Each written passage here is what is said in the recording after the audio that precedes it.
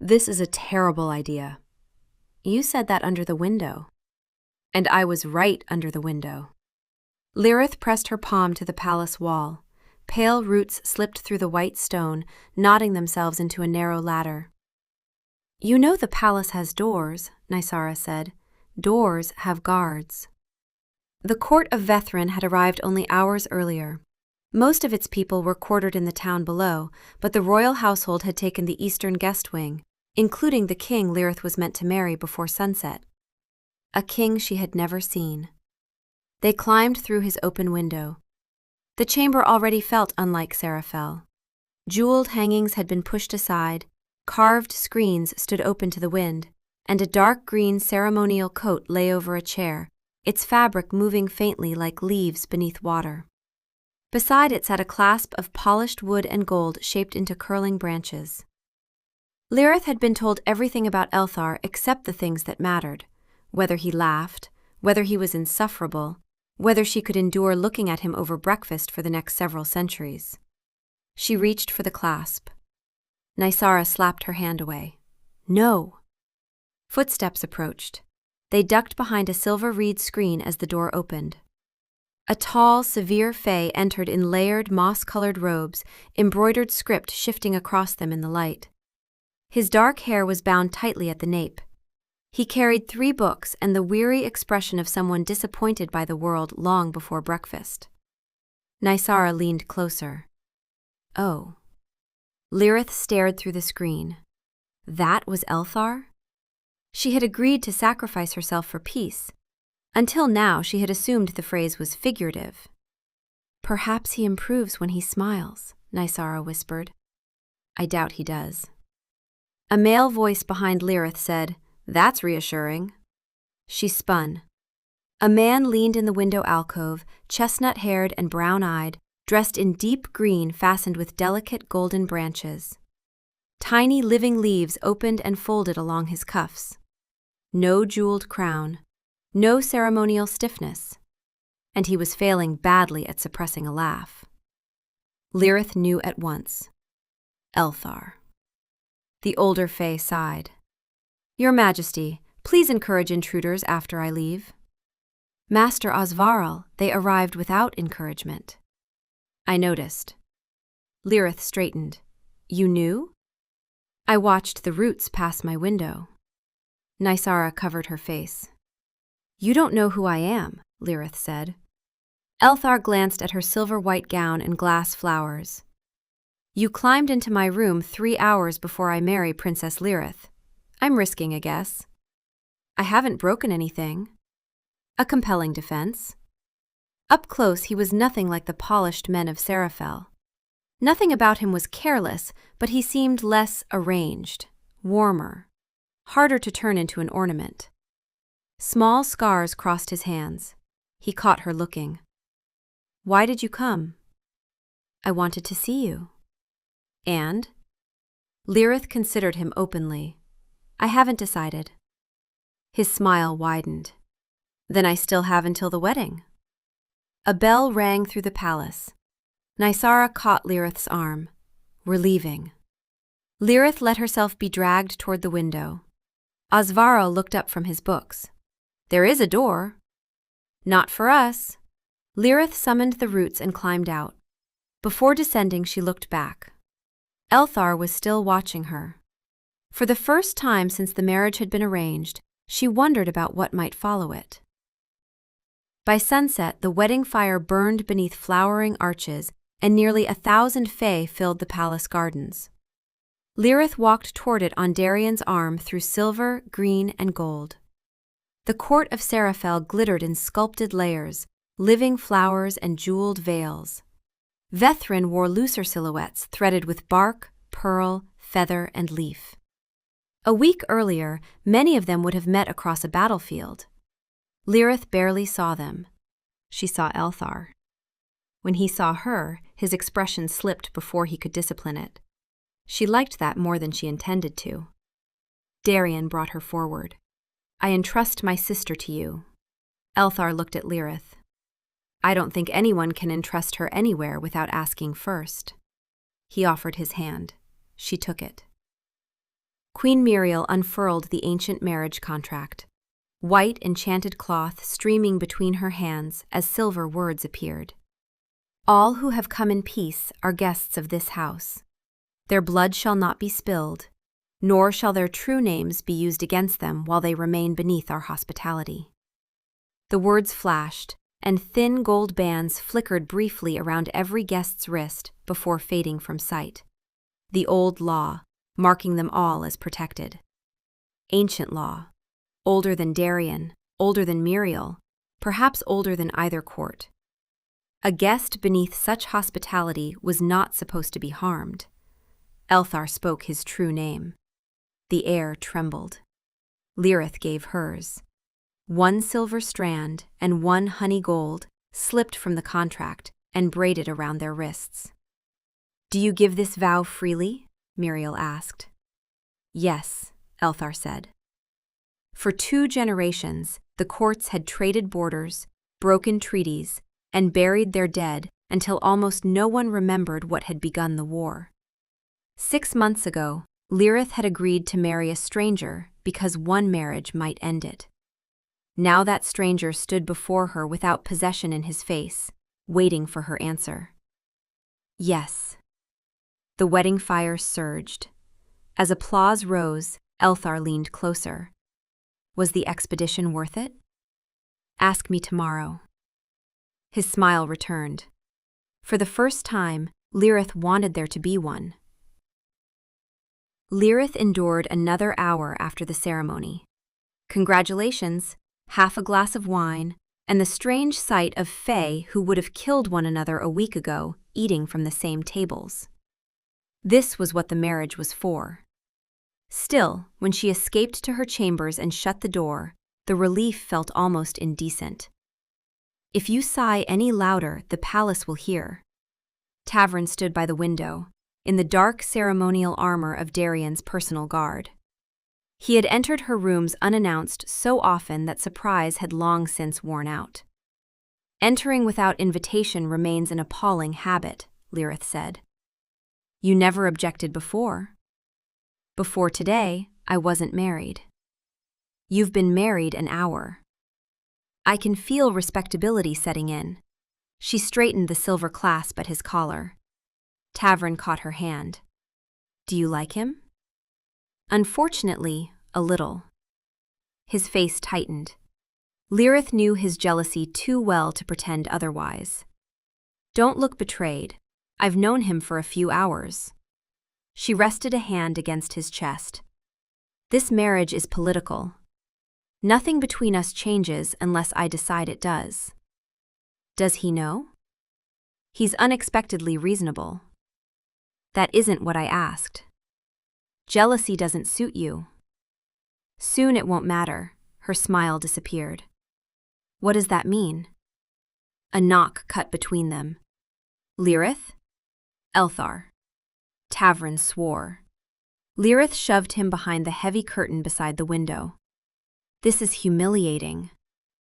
I could introduce you. She opened the door. Elthar stood outside. I thought I'd try the door this time. How conventional. His gaze touched the second glass, then moved on. I wanted a word before everyone else decides what our marriage means. He entered but remained near the door. I meant what I said at the altar. No one hands you over to me. In public, we do what keeps the peace. In private, I won't ask for your bed, affection, or anything you haven't chosen. Lireth studied him. Reasonable men were easier to distrust when you had been raised around courts. That is dangerously sensible. I was hoping for charming. Don't be greedy. His mouth curved, then his eyes flicked toward the curtain. There is one thing your brother cannot know. Our military passages in the north don't. He stopped. Lireth gave the slightest shake of her head. Understanding sharpened his expression. You knew we weren't alone, she said. I suspected. And you tested me? You're Darien's sister and now my wife. I needed to know whether a secret survived being told to you. She ought to have been offended. Instead, she nearly smiled. And? Promising. Something moved behind the curtain. Elthar glanced at Lireth. Lover? Yes. He nodded. All right. All right? I'd rather not become a hypocrite before midnight. Lireth almost laughed. I'm beginning to see why your people tolerate you. The kindest thing you've said since breaking into my room. Then a bell rang. One hard, violent note rolled through the palace. Elthar's smile vanished. That was no celebration bell. Footsteps thundered in the corridor. Soldiers. Behind the curtain, Tavren drew a sharp breath. Tavren? No answer. Then the first scream tore through the palace. Steel hissed behind the curtain. Tavren stepped out with his sword drawn. Elthar's face hardened. So that's why you came. Move away from him, Lireth. Cold moved through her. You knew. His silence was answer enough. Outside, music had vanished beneath screams, running feet, and cracking magic. Gold flared around Elthar's hands. I brought my people here under your protection. Tavren raised his sword. Lireth moved beside her husband, silver light gathering at her fingers. This has nothing to do with you, Tavren said. Nothing? They came here for my wedding. And then she saw it plainly. Nearly 1,000 Vethren Fae gathered in one place because they had trusted her family's hospitality. Soon it won't matter, she said. That's what you meant. I believed in this before I knew you'd be standing in the middle of it. The war ends tonight. Elthar struck first. Golden force slammed into Tavren's sword and drove him backward. Lireth raised one hand. Pale roots burst through the stone and wrapped Tavren's boots. He cut one. 3 took its place. Stop! Her voice came quieter than the magic. If you kill him here, after he came beneath our protection, his blood belongs to this family, to this marriage, to me. You didn't know. I do now. Elthar stood beside her, gold burning around his hands, while silver magic veined the floor beneath hers. Tavren looked between them and understood. 2 royal fae carrying old court magic. He could not win. If you come for my husband, I fight beside him. Pain crossed Tavren's face before he could hide it. For a moment, nobody moved. Then he swore and lowered the sword. You have no idea what you're choosing. Neither did you. That struck deeper. Tavren cut himself free and went to the door. Stay here. Tavren. He looked back. This is the only thing I can still do for you. Voices approached outside. Captain! King Elthar? He isn't here. Search the west wing. Boots receded. Then an explosion shook the palace. Lireth ran to the balcony. Below, the wedding garden had become a battlefield. White ceremonial barriers sealed the exits. Vethren Fae battered against them with magic and bare hands, while soldiers of Seraphel closed in. At the dying wedding fire stood Darian. Beside him, Mariel still held the marriage contract. She spoke a word. Across the garden, the glowing bands around Vethren's wrists flared at once. Fae collapsed. Lireth gripped the railing. Oh, Mother! They had used the vow. Her vow. Elthar reached the balcony and saw his people. Something in him gave way. I'm going down there. Lireth caught his arm. They're my people. And you'll die before you reach them. I brought them here. His voice broke. Lireth heard in it the same accusation already forming inside herself. Footsteps pounded toward the chamber. Search the princess's rooms! Help me! Silver light raced across the floor.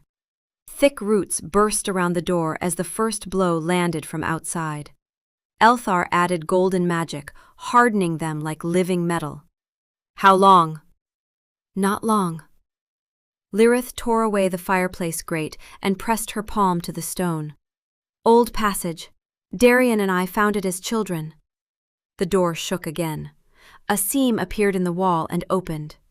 Elthar looked once toward the balcony as another scream rose. Lireth took his hand. If you stay, you die with them. Come. This time he did. They slipped inside as the barricade began to break. The stone sealed behind them. Lireth pressed both palms to the tunnel wall. Silver light ran into the ancient roots, spreading in luminous veins across the wall and ceiling until the passage glowed white. Then they ran. The tunnel twisted between old stone and thick roots. Elthar led, fury tightening every movement, his hands closing again and again as though reaching for the weapon he had come without. Elthar! Not now! The roots overhead trembled. Lireth! Darian's voice traveled through the living wood, everywhere at once. I know you're in the old ways. I don't know where. Come back! Lireth stayed silent. By tomorrow, Vethren won't have an army left to continue this war. I did what our father never could. I did it so we would stop burying our own. Her throat tightened. Elthar will hate you for this. So will his people. There is no home for you among them. Come back to your family. Still, she said nothing. Darian waited. Fine. The roots shuddered. Elthar shoved Lireth forward as the ceiling collapsed behind them. Stone and earth crashed down. Silver roots flashed, dimmed, then steadied. Run! The tunnel shook again. Darian did not know where they were, so he was collapsing the passages one by one. They raced through the white-lit corridor as dust fell around them. A thick root tore loose ahead. Elthar split it with golden force, leaving barely enough room to pass. Another tremor threw Lireth sideways. He caught her before she fell into a crack. Can you walk? Yes. He kept hold of her a heartbeat longer. They reached a narrow recess and stopped for breath. Your brother is going to bring the whole hill down. Lireth leaned against the wall. He isn't my brother anymore. Elthar looked at her sharply. Don't say that because of me. I'm not. Now her voice shook. My mother dressed me for that wedding. Darian walked me to the altar. They knew. They used me to put your people in one place. Elthar said nothing. The anger remained, but it had changed direction. I brought them. And I was why you came. Another tremor rolled through the stone. Elthar took her hand. If we survive, we can decide who owns which part of the blame. Move. Lireth closed her fingers around his. There's no home for me behind us. Then first I'll get you out of it. They ran. At the passage end, Lireth pressed her palm into a hollow in the stone door. The hidden lock shimmered as another collapse thundered nearer. The door shifted just enough. They slipped outside and sealed it. A heartbeat later, the tunnel gave way. Cold evening air struck them. They ran through the northern gardens as lights moved along the palace walls, and a horn sounded behind them. To the woods, Elthar said. Lireth's wedding train snagged on thorns. She tore it loose, leaving silver-white cloth among the branches. Near the trees, shadows moved. Gold flared around Elthar's hands. Elthar. Osvarl stepped from the darkness, severe robes torn and blackened, blood staining one sleeve. Elthar stared. Osvarl. I am aware. Elthar crossed the distance and embraced him anyway. For once, Osvarl did not object. There are others, not enough. Wounded Vethren Fae emerged one by one. Some leaned on each other, others carried those who could no longer walk. Their ceremonial clothes were torn, scorched, and dark with blood. Elthar searched every face. How many? 43 here. Others may have reached the northern passages. Hope appeared, small and dangerous. Then we find them. We go home. Another horn sounded. As the survivors gathered around him, one noticed Lireth. Her gaze moved from the white wedding gown to the braided band around Lireth's wrist, and hardened. Another fae looked away. Lireth stepped back until she stood beyond the group. Of course. To them, she wore the colors of the court that had just slaughtered theirs. White light flashed over the palace. A thin, glowing fracture appeared across the darkening sky. It did not fade. Elthar. Everyone looked up as the white line stretched over the towers. Even Osvarl had no answer. The horn sounded again. "We move," Elthar said. The survivors disappeared into the woods. Lireth remained in the grass, alone in a torn white gown, blood darkening its hem. Ahead waited a court with every reason to hate her. Behind stood the palace of the family that had used her wedding as a weapon. For the first time in her life, she belonged nowhere. Elthar had gone several steps before he noticed. He stopped, turned, and came back. He offered no promise, no speech, only his hand. Lireth looked once at the palace behind her, then placed her hand in his. His fingers closed around hers. Together, they followed the others into the woods.